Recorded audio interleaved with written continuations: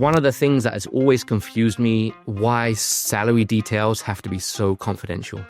The only reason to hide salary details from people is when salaries are unfair. You're often told to remove the emotion. You can never turn your emotions off. In HR or in any kind of leadership role, short term, it would be a disaster. For most companies, it would be a disaster.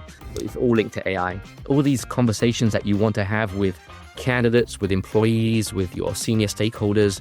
As an HR person, finding the time to have those conversations is very difficult because you're so tied up in just day-to-day stuff. They're great at being interviewed, but they're not actually great at doing the actual job. HR is very good at identifying problems, but it takes so long to identify those problems. There's no time to fix them. Being the problem solver will get you much further than being the problem identifier, right?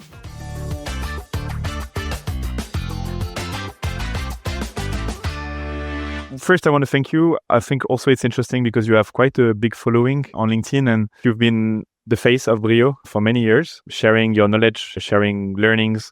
It's been fun reading you. Maybe if you were to tell us a little bit about you and why do you care about all these topics? It's usually HR related, but it's not just HR.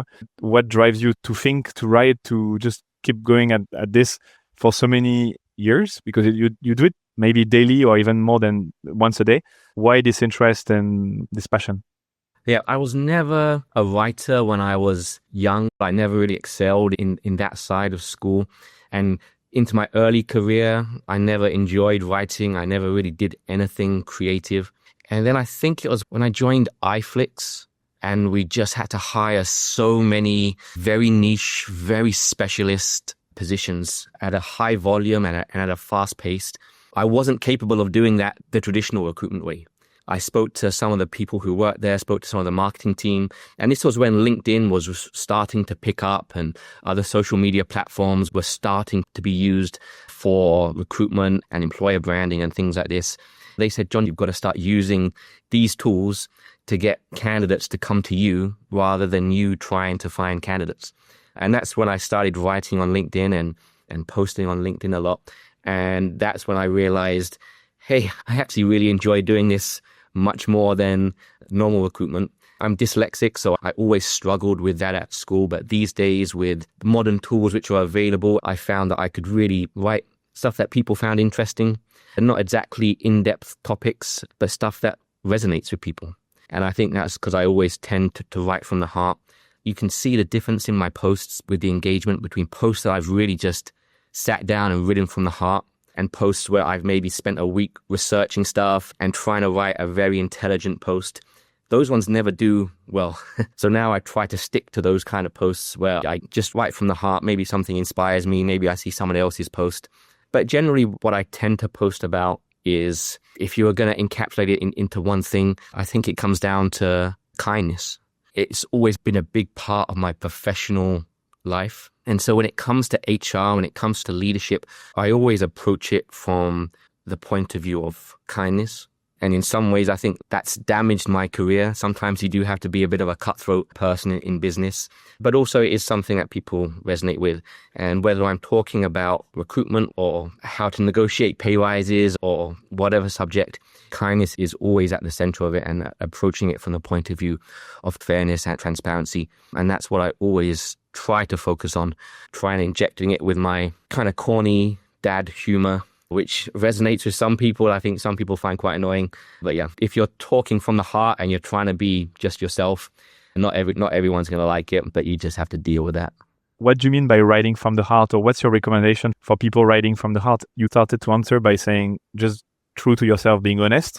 Can you give more information on this? I've had a relatively long career in HR, recruitment especially, and I've always worked in very fast-paced environments. In that career, I've had a lot of things happen to me. I've had a lot of experiences through the pandemic, through businesses closing down, a lot of challenging situations, and also a lot of very positive situations.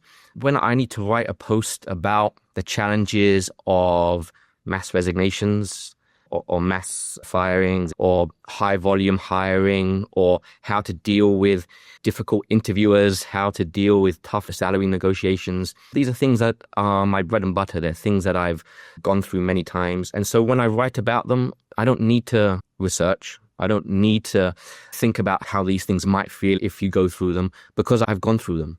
I'm able to look back and think about not just what happened, but how it made me feel right from that perspective. If you're a Game of Thrones fan, I was watching an interview with J.R.R. Martin a few weeks ago, and one of the questions he was asked is, what advice do you give to young writers? One of his key pieces of advice was, only write about what you know. And that doesn't necessarily mean the background, as in, if you're a science fiction writer, obviously you've never been to space, you've never been in a space battle, but you have been in personal battles and you have been through traumatic experiences, and you need to understand the emotion behind those things in order to write about them. And from an HR perspective, I've been through those things, and so it's very easy for me to write about.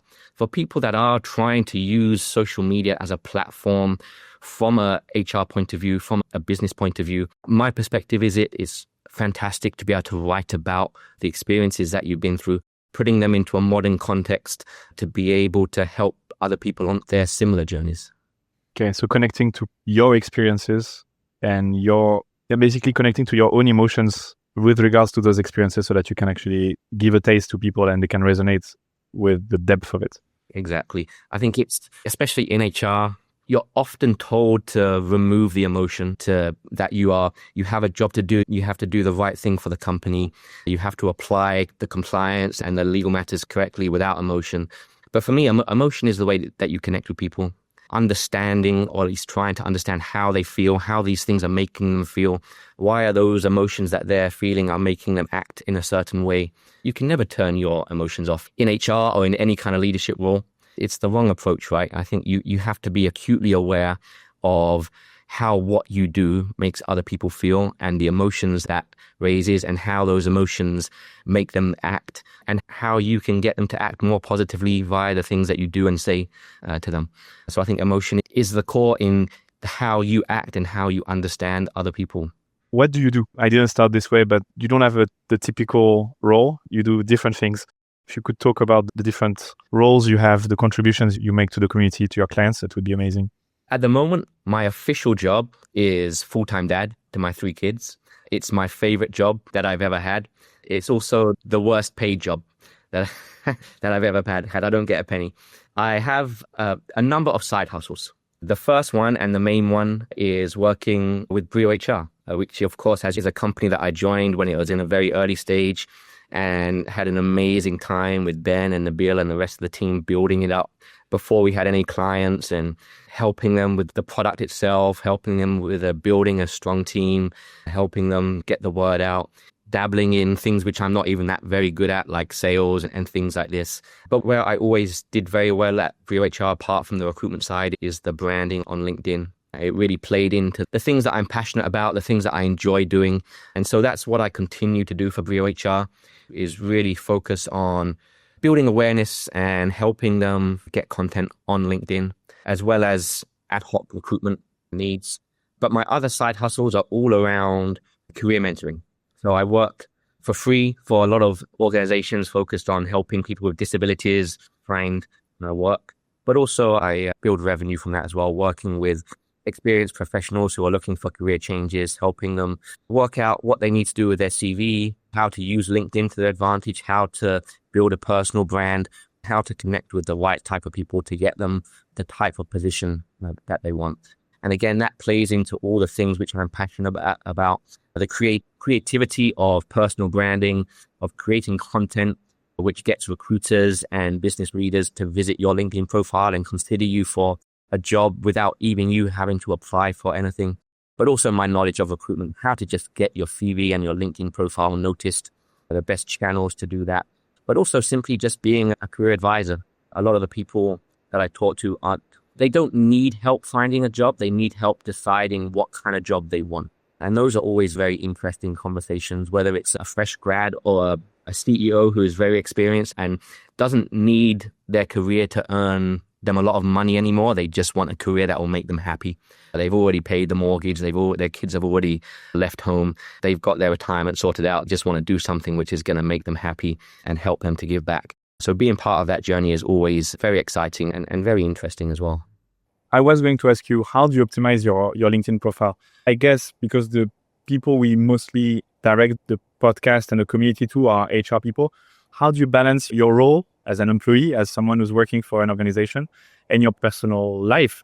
That's always a difficult exercise because the companies want you to be representing them 100% online. At the same time, you have your own passions and maybe your own side projects. So what's your recommendation when people come to you for career advice and they manage those different stakeholders themselves, but others as well? It's a very interesting subject, and I could probably spend 3 or 4 hours talking just about this. I think when I worked with Accelerate in Malaysia for a short time, which is a company that helps fresh graduates who are unable to find jobs, put them through training, and also gives them a lot of career coaching.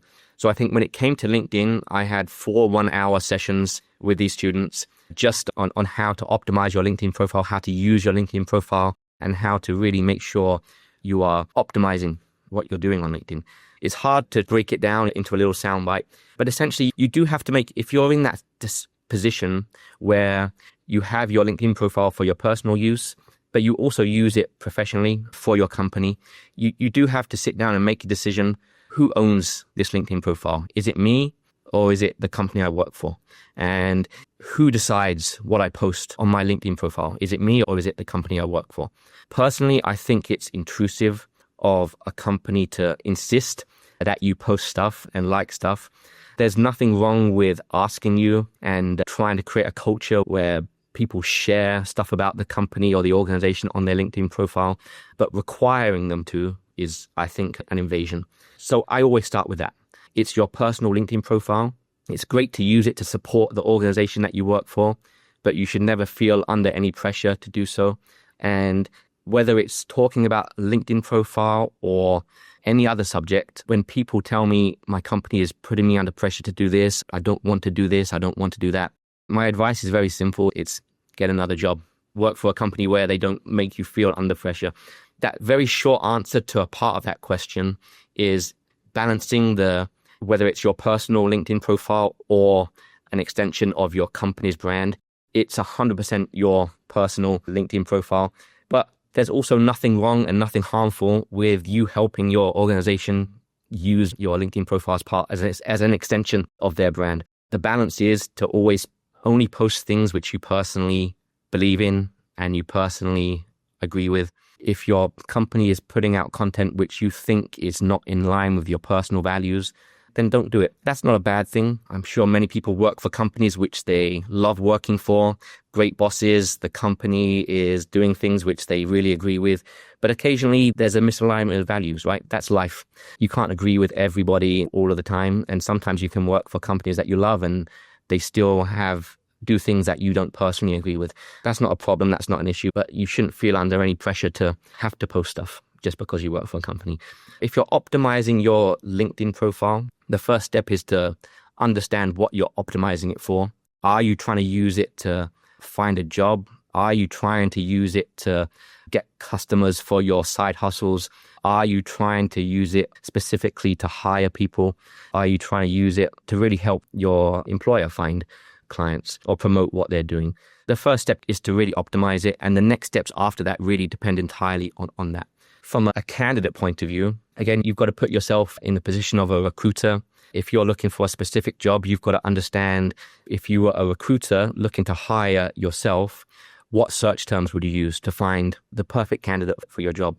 And then making sure that all those keywords and search terms are mentioned thoroughly in your LinkedIn profile, so that simply you turn up in searches and you're on the first page of search results when a recruiter does a search on LinkedIn. Just like Google, when you search on Google for the best steak restaurant in KL, you only look at the top 5 results, right? You never go to page 2 or page 3. So when a recruiter does a LinkedIn search for someone's with your skills, with your abilities for the type of job that you want, you've got to do everything you can to make sure that you appear in that first page of search results.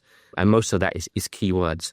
It's always an interesting debate about photos on CVs, but it's the same on LinkedIn profiles. The profile picture is very important. Sometimes everyone's guilty of bias and prejudice. I'm guilty of it myself. I tend to skim past people who look intimidating, right, and focus on people that look friendly. Just from their LinkedIn profile, sometimes I think I see someone's LinkedIn photo and I think that person looks scary. They've got such a mean expression on their face. And even though their experience looks really great, I'm a bit scared to phone them because I've got this perception from their photo that if I call them, they're just going to shout at me because that's what their photo is telling me. And it's probably completely wrong. And as my logical mind says, John, that's bias. You're judging them on their photo and that's wrong. But the emotional part often takes over. But it's easy to fix that by just having a friendly, smiley LinkedIn profile photo. Those are the two key things. Put yourself in the position of a recruiter. Understand if you are a finance manager and you want to find a better finance manager role, think about what are the terms that a recruiter would look for if they were searching LinkedIn for the top tier finance manager, and then make sure all those keywords are also in your profile. And you can do that by going online, looking for job descriptions for finance manager, reading them all, understanding which keywords are repeated over and over in all those job descriptions, and make sure that those keywords are also in your profile a lot. And then just make sure you nail that profile picture as well. How do you navigate AI now being able to fill profiles when you recruit? I mean, before people were already overinflating their skills, but you could read through when people were not writing properly, or it was easier to spot weakness, I would say. Good. That everyone can use ChatGPT to rewrite the CV. How does it work for recruiters? It definitely makes the screening process more difficult. You're right. You can, before ChatGPT, before AI, you could tell from someone's writing, or you could at least tell a lot more about them. You can understand more about their language abilities, their writing abilities, things like this. And often your first judgment from reading their CV or their LinkedIn profile agrees with your final judgment after meeting them face to face or over a video call. Now with AI, everyone's got these perfectly written profiles. There's a much bigger mismatch between what you think after reading their LinkedIn profile and what you think after meeting them. You see people with these fantastic LinkedIn profiles and you talk to them and they're simply nowhere near the level that you thought they would be. So there's a big mismatch now. So it means that recruiters do have to do a lot more work. I don't think it's bad for candidates to use AI. I don't think it's bad for them to use ChatGPT. In fact, I encourage it. But like anything, when you're using AI, it's all about the prompts. It's a waste of the candidate's time to do an amazing LinkedIn profile and CV when they're not at that level, because they are just going to be going through interviews, which they shouldn't have gotten, wasting their time and also bruising their ego. And if they're getting rejection after going through interviews, that's not a nice feeling. When you're using ChatGPT or other platforms to help you write your CV, nothing wrong with that whatsoever. But you've got to get the prompts right. Understand that 9 times out of the 10, the prompts you use will create a generic perfect CV, not a perfect CV for you. So using the prompt so that it writes more about the way that you talk and writes in a way that is targeting the level that you're at and the type of job that you want to get. And it's relatively simple to do that. It's just about putting that information into the prompt, right? That how many years of experience you have, the actual job that you want to get, the qualifications that you have, and write me a realistic profile experience page for this level. Even if your English is not great, you can use prompts for that as well. There's so much things that you can do with ChatGPT to make you sound fantastic, but without exaggerating. Being very, very realistic about who you are, what you are, and your skill level, but without actually exaggerating or lying or in a way that would mislead people. I think it's all about the prompts. That's on the candidate side. On the recruiter side, sometimes it is very obvious when people are using ChatGPT, but in a way that doesn't matter because it still doesn't tell you if it's accurate or inaccurate. It just shows you that they wanted some help writing a CV and a LinkedIn profile, which are quite frustrating things to write. It's not fun to write a LinkedIn profile or a CV. It's quite tedious, and having something that does it automatically for you, even for the best writer in the world, even for the very experienced people who have so much amazing experiences to write about, actually writing it is quite boring. So I don't blame people at all for using it, and I recommend it. You always have those two sides to your role. You have the help of the employer and help of the employee. How do you balance the interest of both? I guess most of the time you're not working as a mediator or as an intermediary, or maybe you are, but how do you balance those interests? I was an agency headhunter for about 3.5 years before I became an in-house recruiter. As an agency headhunter, I was very average, nothing special, covered my costs. That's about it.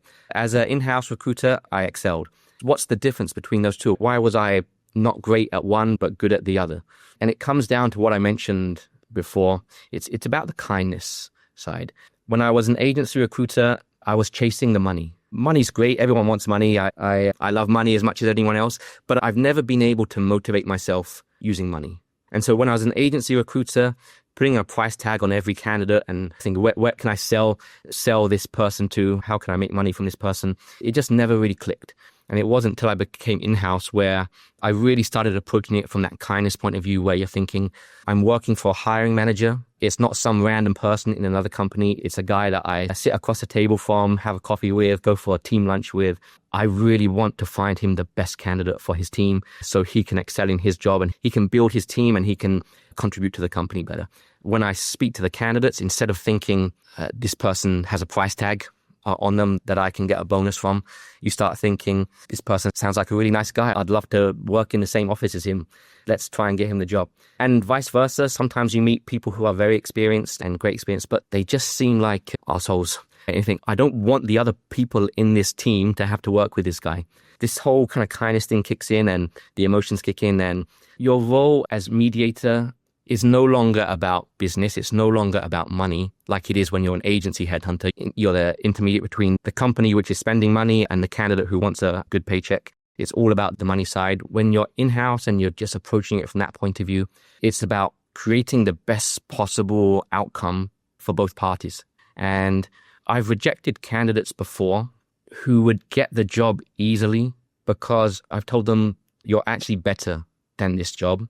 This is the salary cap for this role.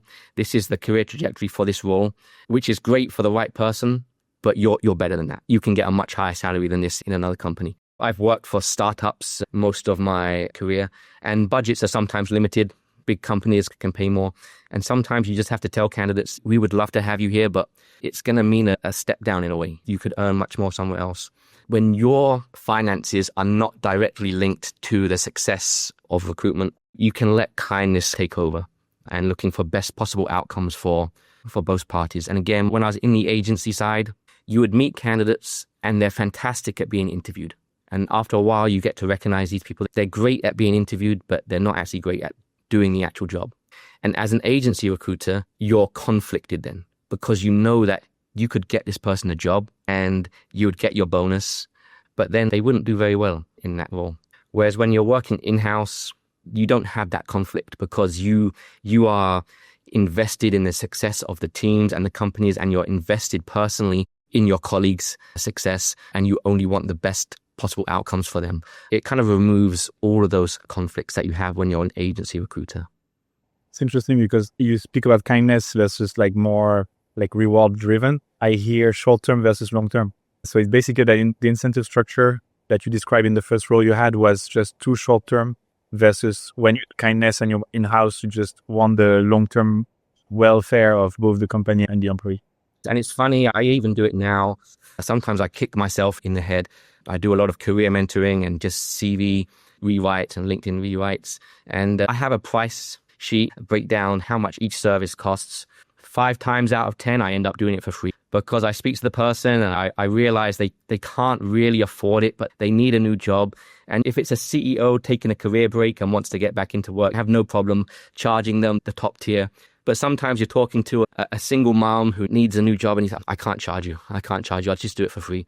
And that kindness reward is more powerful than the financial reward in terms of my own personal motivation.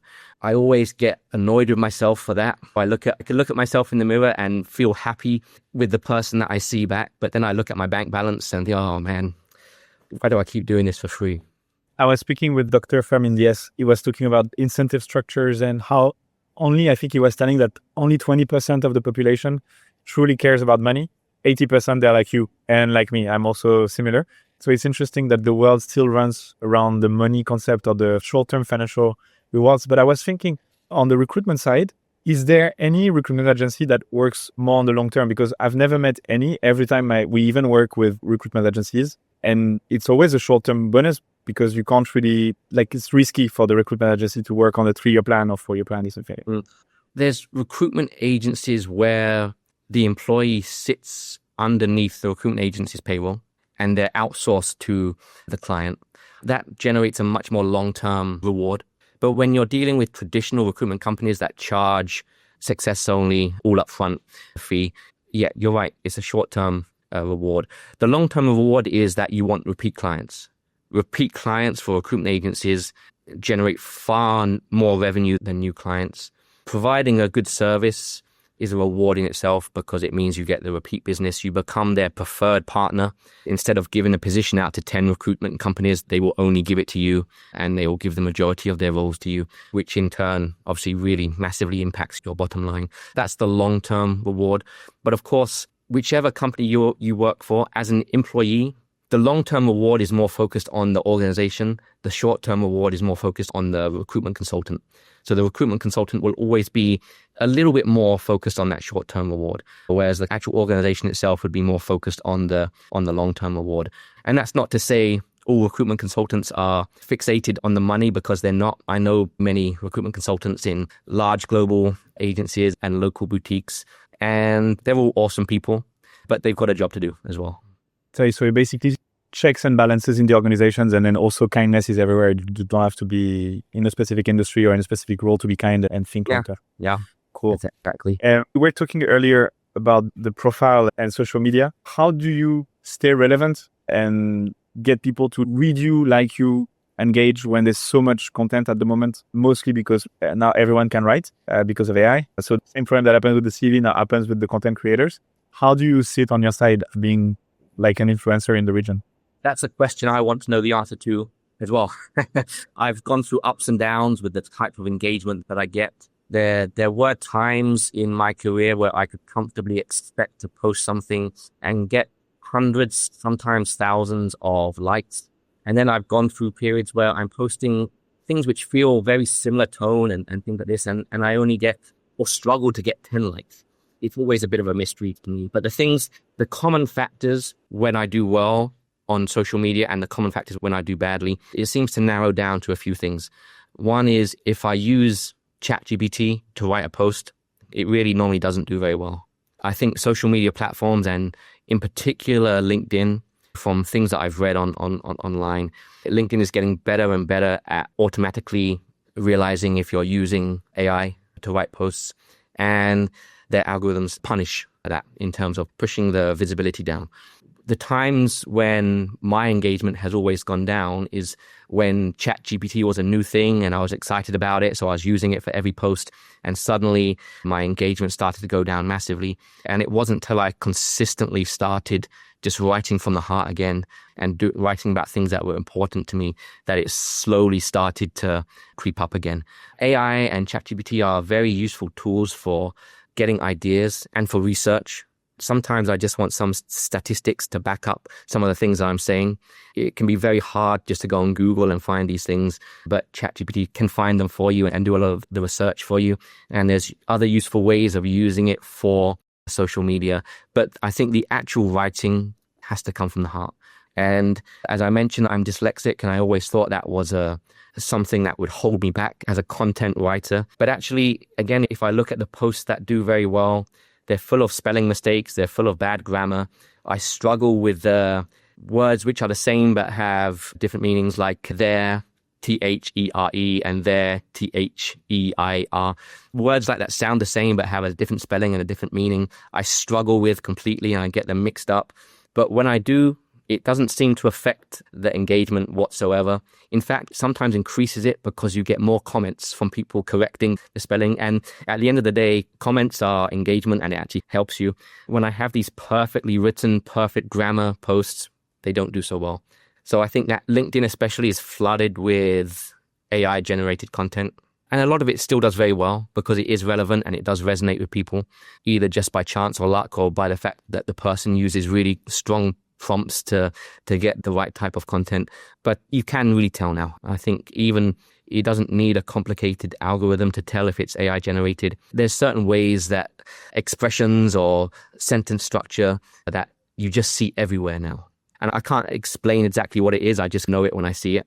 And so being able to just write from the heart and write as it comes out of your mouth, almost writing as if you're talking rather than writing as if you're trying to produce a beautiful piece of literature, I think that starts to stand out these days. And you can really tell, I think.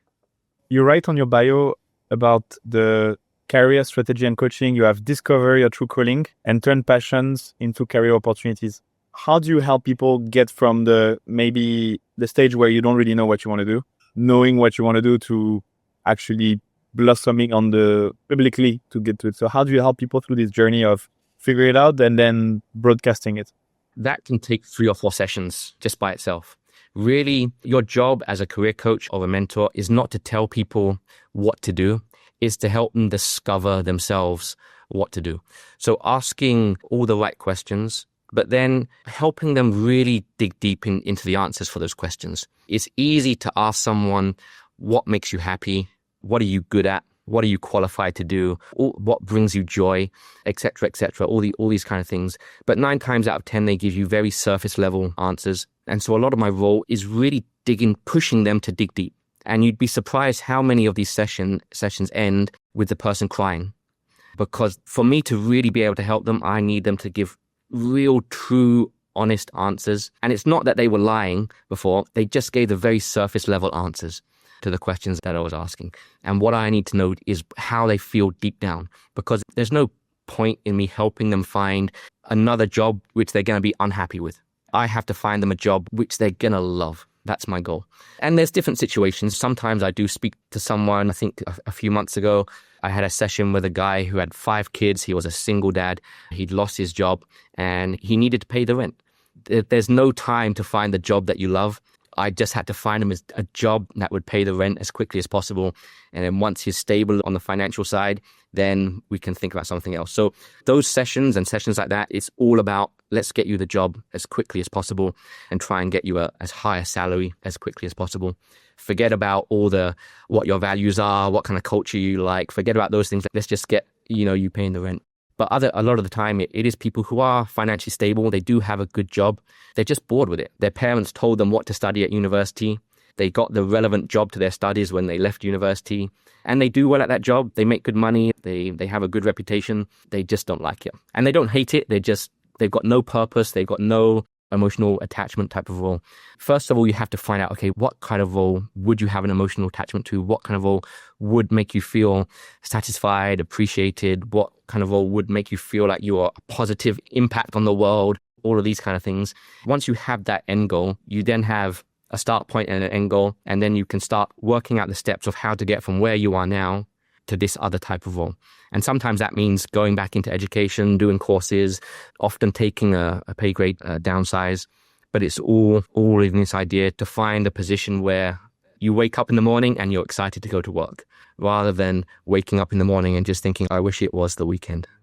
Do you think the majority of people are hoping for the weekend, or the majority of people are getting excited to go to work? It's interesting. I think things are changing so much these days with work models changing. So many people can work remotely now. So many people have that kind of gig culture where they have 3 or 4 different part-time jobs, especially in your field of work in marketing and other kind of creative roles and software development as well. There's almost no distinction between the weekend and the work week. You just do 4 or 5 hours of work from your sofa 7 days per week. Yeah, you can still go out and do your fun things, and you just organize your own week. You've got 40, 50 hours per week to work, and you can spread it out over 7 days. That distinction between work and personal life is getting blurred. I don't know if that's a good thing or a bad thing, but obviously there's still people who do your traditional 9 to 5 in the office. And I think a lot of people do love their jobs. My wife, for example, she's always excited to get to work. She's very passionate and driven about what she does. I know just as many people that the only reason they go to work is for the paycheck. And I do think a lot of people are like that. That's the majority of people that I end up helping. It's not about people who specifically want more money. It's about people who are just stuck in a rut with the passion that they get from their job, and helping them find jobs which can give them that passion back. Do you know organizations which are doing what you do with candidates when you help your clients? You know of organizations who do this deep work personally to make sure the fit is real? Because I feel like one of the things that I see in recruitment is that those conversations are usually quite superficial because we don't have much time to invest. So you have like a few hours of interaction. You have some things we read before, after on both sides, both the candidate and the organization. And then we make a decision with limited information. And then you come in and it's in most places, there's no deepening. Do you know of organizations who are doing this deepening that you do with your clients of, okay, directionally, we're okay. You clearly came here, so there are reasons. Let's go deeper in the next few months to make sure that you're in the perfect role, especially if you're in a big organization. You could do that because you have enough portfolio of roles to be able to place the people in the right ones. And at the same time, you know that they won't last long if there's no perfect match, right? So do people do that? I'm not too aware on that side, but let me kind of answer it this way. I've got a history of success in hiring large tech teams, software developers, product managers, UI, UX, etc., etc. I haven't got a clue what these guys do. And sometimes in the past when I've interviewed for recruitment roles and they interview me about how I've built these large tech teams, they often seem completely unimpressed because I've got zero knowledge of what they do. I don't know how to assess someone if they are a good developer or a bad developer or an average developer. Simply what I do is sit down with the CTO and really understand what are the non-negotiables. And I spend about 10 minutes in an interview talking with the candidate about those non-negotiables. I spend the other 40, 50 minutes just getting to know them and really trying to understand, would this person fit in, one, with the leadership team, with their colleagues, and with the company in general. Now, again, on the surface level, that might seem like a good thing to do. But again, it's entirely subjective, right? It's simply my opinion of whether they would fit with the CTO, whether they'd fit with their colleagues, and that can be wrong. But it's a good place to start. For me, I want to build strong teams that work very well together and strong companies that work very well together. That's the focus of what I do. There's no point in me interviewing a software developer about their skills or a finance manager about their skills or even an SEO expert. I haven't got a clue. I leave that to the experts. My job is to find someone who has the non-negotiables from a skills point of view, but more importantly, they have that je ne sais quoi, to use your language, and make sure there be a cultural fit.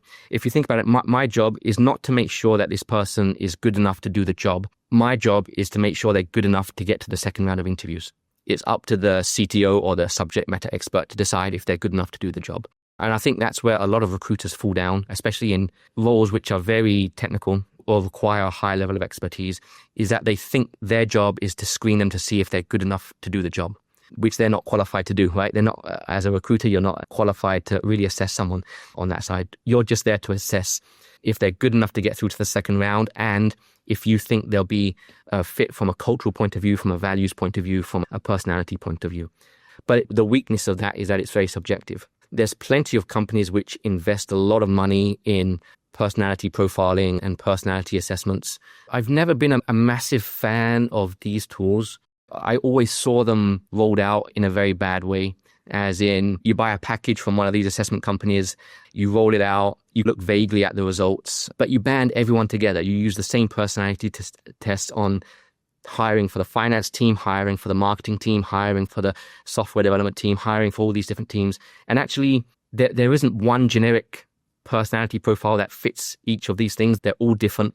And I think that's where personality profiling fell down for me. If you're going to do it, it actually costs a huge amount of money to really assess the company and assess the leadership team, working out what are the key successful traits of candidates for each individual team, for each individual specialization. It takes a huge amount of work. It's not an off-the-shelf product that you can buy. But now, with AI and AI assessments, the use of those kind of tools is becoming much more relevant, where you can, I'm not sure we're quite there yet, but you can have a highly specialized, individualized personality assessment for a specific role, for a specific leader, for that candidate, and really get a very in-depth view, which is much less subjective and probably much more valuable and successful for individual candidates. I'm not sure if AI is quite there yet, and I'm sure it would make a lot of mistakes, but actually so do recruiters make a lot more mistakes than the AI tool. So I think that's one of the next steps for internal recruitment, but also recruitment agencies, is developing AI tools specifically for personality testing. Thank you, Jon. I read the part where you you propose your help for hiring, and you start with company cultures and values. So you go company cultures and values, employee value proposition, employer brand content, JD crafting, senior role recruitment, offer negotiation. So the entire, let's say, life cycle. Why start with company culture and values, and how do you do it usually? I've always looked at least since I became competent at recruitment, it's when I started looking at the working at a company as a product. I always tell candidates to look at themselves as a product that you have to sell to a company. But from a recruitment point of view, it's also the same. You've got to think of the company as a product that you are trying to sell to a candidate. There's lots of areas of that product, the salary, the career progression, but these things are all generic and tangible. Although some companies pay higher than other companies, essentially, if you're in, let's say, in Malaysia, all salaries for a finance manager are within a certain range. Salary is never a big selling point for a company, actually. Either is career progression, because it's pretty much the same for every company, give or take. But the culture and values are very different. And I'm not talking about the stuff that you write on the wall or your slogans or things like that. I'm talking about the actual, real day-to-day culture for the janitor, for the interns, for the managers, etc., whatever level you're at. A lot of companies don't know that themselves. They might have spent a lot of money working with a consulting company to develop their 5 values, which they have written on the wall. But actually that doesn't mean anything. Really understanding and working with a lot of people who are in the company about what the company values are, getting as many different opinions as possible, what the culture is like, and then using that to build a product and an employer brand. It's interesting because some people think there are negative aspects to a culture, and that shouldn't be part of an employee brand. But actually, I always argue it should. Your employee brand should not be a glorified version of your culture. It should be a real life, warts and all value proposition. It's like when you buy an actual product, when you buy a phone, if it doesn't do something which it said in the advertisement that it does, you're furious, right? If you feel like you've been tricked into buying something which doesn't actually do what it said it was supposed to do. So it's the same with when you get a new job. If you've read all these amazing things about working for this company, how great it is, how work-life balance is so important to them, and then you start working for them and you find you have to work till 10 p.m. every day, or your boss is always sending you messages at random hours of the day, suddenly you realize you've been lied to. From my point of view, it's very important to have these very transparent employee branding based on what the real culture and values are. You might sometimes lose candidates because of that. They might think they said it's extremely fast paced. They said it's a difficult environment to work in because of the pace, because of the speed of the growth. Maybe I don't want to work there. But the people that do decide that to work there, they already know in advance what it's going to be like. In a way, you've already filtered out the people that don't want to work in that kind of fast paced environment. So it's very important to start with what is the real values, what is the real culture, build an employer brand around that. And then it attracts the people who are genuinely attracted to that kind of work environment. And those people will not quit after the first month. They won't start complaining after 6 months. Those are people that will stay with the company a long time because the product that they got is the same as the product that was advertised, if that makes sense. So you go, you say, let's work on company cultures and values first. They tell you, we have it. It's those 5 words we have on the wall. You can see it, Jon. How do you go from those 5 words to the actual reality of what the company culture is? That's a conversation which sometimes they don't want to have. I normally start by asking, can I just approach people in your company on LinkedIn and ask them what they think about the culture and what if they think those values are real? And often they don't want me to do that. That's obviously the first warning sign. That's the first red flag. Other companies are quite happy for me to do that. Even when they get proven wrong, even when I come back to them after a few days and say, I've spoken to these 10 people and they don't agree that your values are what's actually practiced in the company. Many leaders are quite excited to hear that. They're quite sad to hear it, but they're also quite excited to hear it because it highlights what they've done wrong. It highlights that something needs to change, and they're very thankful for that. Others take it as an insult. Others get defensive. It really depends what type of person you're working with and what type of organization you're working with. I'm very lucky in that, as I said, my full-time job is being a dad, and I can pick and choose who I work with. I'm not in a position where I have to well, I need revenue. I rely on it to pay the rent. I can pick and choose which clients and which people I do work with. I'm very lucky in that respect that I don't often have to deal long term with clients that I really don't enjoy working with. How did you come to do this? How did you come to do HR, recruitment, now motivation, helping people with confidence, those things of culture? Like, how did it all started to come together? From recruitment, that was a very normal career path to get into recruitment. Most people in agency recruitment don't come from a recruitment background. They send their CV to a recruitment company to help them find a new job, and they just happen to match just a few of the criteria that the recruitment company likes within their own employees. I moved to Malaysia because my wife is Malaysian. We met in London and lived there for a number of years, and then we decided, hey, let's move to Malaysia. I didn't have a job or anything, so I just flooded recruitment companies with my CV, and one of them asked me to work for them. So that's randomly how I got into recruitment, and that started my journey into HR. When I was with Lazada, which was my second in-house HR role, that's when I started getting approached by universities to come and do career talks with their either recently graduated or soon to graduate students. These were, for free. And at the time, I was really trying to put a lot of content onto LinkedIn. So when you do these things, it's just great content, taking pictures with the students. It's good for LinkedIn and it's good for the students as well. But then that turned into more engagements with NGOs and charities that were working with disabled people, working with blind people who are really discriminated heavily against it in the job market, and working with them to understand how you can level the playing field more, and doing more and more of these kind of assignments, realizing that, hey, I like doing this more than my actual job. I enjoy doing this more than my actual job.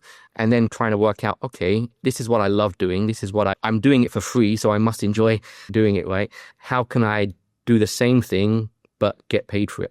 So that was how my career journey onto the whole mentoring and coaching started. Was, okay, I just like as I told you how I work with potential clients, I work out where they are now and where they want to be, and then I start dotting the steps of how to get from A to B. I knew exactly where I was, and I had this good idea of where I wanted to be, and I slowly, just one by one, started taking those steps to where I wanted to be. And so far, so good. I still end up doing a lot of stuff for free and a lot of pro bono stuff, but I charge just enough people to be able to make enough money. Amazing. What is the difference for you between high performance and lower performance? Like, what do you think makes a high performing organizations? And then how do you recruit for that particular vision? Is it even in your vocabulary? Some people are triggered by it. So if it's something that doesn't resonate, can skip it. For me, and I can only speak from the various people that I've managed, the various people that I've hired in my team and in other teams. I know there's groups, organizations, universities that study this in depth. I love Adam Grant. I read everything that he writes about motivation and passion and the difference between low performers and top performers, and trying to put that into the context of what I've experienced as well. It does come down to that passion, but that's a very vague term because some people are passionate and highly motivated by money. All you have to do to get them to perform is give them a financial reward. And especially if you're in a sales role, in a revenue generating role, where you can specifically link your performance to revenue and therefore a financial goal, it's very easy. You just heavily reward your top performers financially because that's purely what motivates them.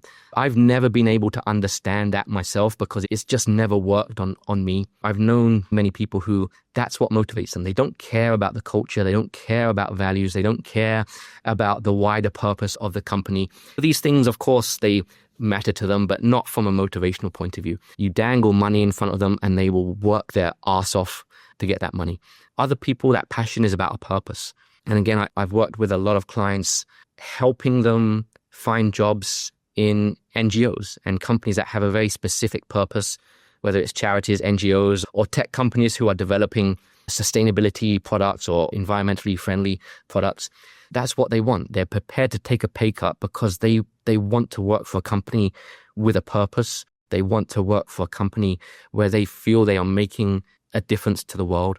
Is passion exactly the same as the person who is passionate about money? It's just a passion for a different thing. And then also you get people pleasers who, if they have the right boss who they love, they work hard just to make that person happy. And again, if you reward that person with the right rewards. And in that type of situation, the reward is recognition, just telling them how valued they are to the company and things like that. Sometimes that's all you need to motivate that person. In terms of high performers and low performers, you can have someone who is very, very money motivated in a role where they are heavily financially rewarded. They are the top performer. But move them to a company where the reward is recognition, employee of the week certificates and things like that. They'll become the low performer because they're just not motivated by those things. So finding, for me, high performance, low performance, there's nuances. Some people are just lazy, but you can be a high performer or a low performer depending purely on how your performance is recognized and rewarded and whether that matches your personal passions and motivations, etc. When it comes to all the topics you cover, so when you think about like helping individuals figure out their career, when it comes to figure out the culture of the organization, doing recruitments, basically everything you touch, what do you think is the low-hanging fruit or the quick win opportunity at the moment in Asia, Malaysia, the Southeast Asian region? What do you think could be solved quite fast and would have a massive impact? I think transparency is always an issue in HR. One of the things that has always confused me most of my career is why salary details have to be so confidential. It causes so much problems. It causes so many issues. It causes so much gossip and speculation. And there's such a high appetite for salaries to be revealed and to be more transparent. I think in Malaysia, the success of Malaysia pay gap has been amazing. I think transparency in HR has always been a tricky subject. But for me, it's always been the differentiator. Even when I interview people and I tell them the specific pay ranges for this role and for the role above and the role below, they're shocked. They're like, wow, thanks. No one's ever told me that before. It just clears up all the future problems in one or two sentences. And they never have to worry about, is the person below me getting paid more than me? How much more is the person above me getting paid? This person sitting next to me doing exactly the same job as me, are they on the same salary or are they on more? If you're just transparent about these things, it cures all of that speculation. The only reason to hide salary details from people is when salaries are unfair. If you want to hide anything, it's because you're worried about how people react to it being transparent, or you're worried that it's wrong, so you want to hide it. So for me, I don't know. I've always been confused about why people keep salaries confidential. It extends into bonuses and things like this. Bonuses are often awarded based on real tangible performance. Other times they're awarded based on the personal preference of the manager. Being transparent, it gives accountability. Why is that person being paid more than this person? Why am I not earning this much? Why has that person got a bigger bonus than me? It forces HR into making these things completely fair. And again, when you approach your job from the point of view of kindness, rather than from the point of view of, I need to hire this person, I need to reduce attrition, I need to do this, I need to do that. When you approach it purely from that point of view of kindness, it becomes obvious that transparency is the correct thing. Now, I know a lot of people might disagree with that, in that your role as an HR person is to help the company, not the employee. But for me, that's the wrong reason to practice HR. I can see so many elements that make it difficult in terms of implementation. So I think in ideal, I totally value it. In terms of how you would implement, implementation is always painful. Even brioHR, which has fantastic implementation, if you ask any potential client, what is their major pain point that is making them not move to brioHR from their old system, implementation is probably always in the top one or two things. Whenever you go from one system to a new system, it's always painful, right? Especially if you are going from salaries being completely confidential to salaries being completely transparent. If they go completely transparent, a lot of people are going to realize that, hey, that person is getting paid more than me. This is unfair. But being transparent helps to solve those problems rather than hide those problems. That implementation would be extremely painful, but it solves the problem after the implementation. And people would quit, people would leave, but then the people that you hired after that, you'd have a much more stable, happy, content team. So it's like we spoke about earlier, short term versus long term. Short term, it would be a disaster. For most companies, it would be a disaster. What is the most exciting HR innovation or recruitment innovation you've seen recently? It's all linked to AI. But the reason that's exciting is almost not because it helps HR people do their job better. It's because it removes all the day-to-day stuff that HR people have to do. All the paperwork, all the compliance, all the things which are just day-to-day stuff, AI can do it. Even screening and getting shortlists for recruitment, AI can start to do that now. So instead of a recruiter spending the whole day in front of LinkedIn, scrolling through profiles and shortlisting, looking at literally 1,000 profiles and shortlisting 5, and then trying to find time to call and interview those 5, AI can do that filtering and just give the recruiter the 5 candidates. And then instead of spending 20 minutes, 30 minutes with each of those 5 candidates, he suddenly got time to spend an hour, 2 hours with each candidate, really doing the people-facing, the people-focused kind of roles. HR is always flooded with work. There's so much paperwork. There's so much back-end stuff to do. And that really affects and impacts the amount of time that you can actually spend with people, understanding their problems, their issues, with stakeholders, really understanding the business and how, from a people point of view, you can help grow the business. All these conversations that you want to have with candidates, with employees, with your senior stakeholders. As an HR person, finding the time to have those conversations is very difficult because you're so tied up in just day-to-day stuff. In most companies that I work for, during payroll week, you're just told, okay, don't speak to the payroll people, don't message the payroll people, they're too busy. They've got to get the payroll done by the end of the week. Of course, companies like brioHR have solved that completely with a few clicks of the button. But if you look at performance cycles during the months where performance cycles are taking place, HR is rushed off their feet, just getting people to complete stuff, just getting people to fill out the forms, instead of actually helping them understand the performance reviews, helping them understand, okay, you are at a medium performance, how are you going to get to high performance, talking to the team leaders about how they can work with their team members to make them happier, increase performance, etc. It removes all the transactions from HR and just helps you focus on the thing that matters, right? Thank you. I think HR is very good at identifying problems, but it takes so long to identify those problems. There's no time to fix them. So AI is the new tool which can help identify the problems, and HR can actually focus on solving them rather than just finding them and identifying them in the first place. Thank you. Thank you, Jon. Maybe one last question. You have experience in many different aspects. You have the employee or candidate perspective. You have the organization perspective and also the third party as a consultant. What's the one advice you would give to an HR who's starting in their career? So let's say they have like 1-2 years. They're already in HR. They know a bit, want to grow in their career. They aspire to leadership maybe, or just to more strategic projects, or not even like giving a direction to their growth, but they just want to grow. How to accelerate that growth? What do you think is the key driver? Again, that's a multifaceted question. Accelerating your growth in a career that you don't even know if you want is obviously not a good idea. So it all comes down to what I mentioned earlier. You really have to think deeply about what makes you happy, what drives you, what motivates you, what brings you joy, what your passions are, and make sure that is aligned to what you want to do in HR. And if it's not, then you need to find another avenue. So specifically, given your example, if someone's been 1 year in HR, I think very importantly, you should find a mentor. And I'm not talking about a paid career coach. I'm talking about a senior HR person in your company or in another company who's willing to sit down with you for an hour every month and help you understand what you're good at and what you love and all these other things. Once you are satisfied with that part, then you want to start seeing how you can accelerate the roles. And being the problem solver will get you much further than being the problem identifier. I can find, if I want to hire someone to do HR, as in administer payroll, performance cycles, etc., it's very easy.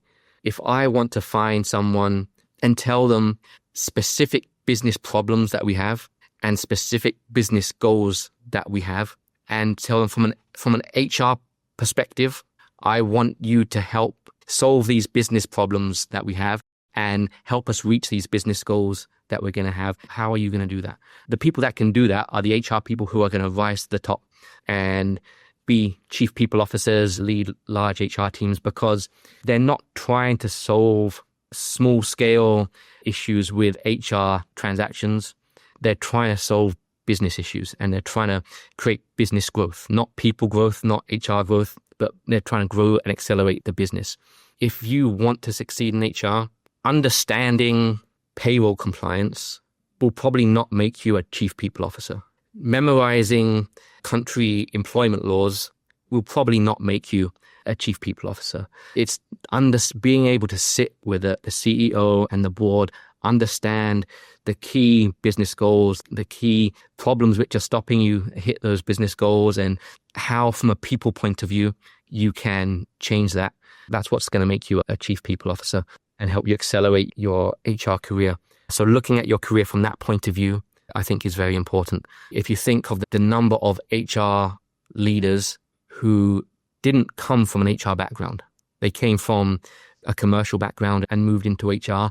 They skipped all of the payroll knowledge. They skipped all of the compliance knowledge because they have a payroll expert in their team. They don't need to know.